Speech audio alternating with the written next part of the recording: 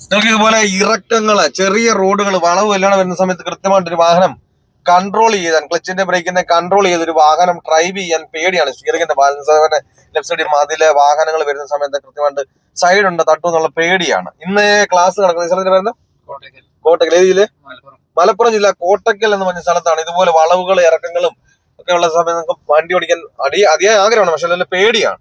അതുപോലെ തന്നെ കുത്തി ഇറക്കം ചെന്ന് ഒരു റോഡിൽ ചെന്ന സമയത്ത് എവിടെ കൊണ്ട് നിർത്തണം എന്നൊന്നും അറിയത്തില്ല. ഇന്ന് ക്ലാസ് നടക്കുന്ന കോട്ടക്കൽ എന്ന സ്ഥലത്താണ്. നിങ്ങൾക്ക് ഇതുപോലെ വാഹനം ഓടിക്കണമെന്ന് അതിയായ ആഗ്രഹമാണ്. അങ്ങനെയുള്ളവരാണ് എന്നെ കോൺടാക്ട് ചെയ്താൽ നിങ്ങൾ കേരളത്തിന്റെ ഏത് ജില്ലയിലായാലും നിങ്ങളുടെ സ്വന്തം വാഹനത്തിൽ വന്ന് ഞാൻ പ്രാക്ടീസ് നടക്കുന്നുണ്ട്. ഈ ഒരു ക്ലാസ് നിങ്ങൾ അറ്റൻഡ് ചെയ്ത് കഴിഞ്ഞാൽ വരുന്ന ദിവസം മുതൽ തനിയെ വാഹനം ഓടിക്കുവാനുള്ള ട്രിക്കുകളും ടിപ്സുകളുമാണ് ഞാൻ ഈ ഒരു ക്ലാസ്സിൽ പറഞ്ഞു തരുന്നത്.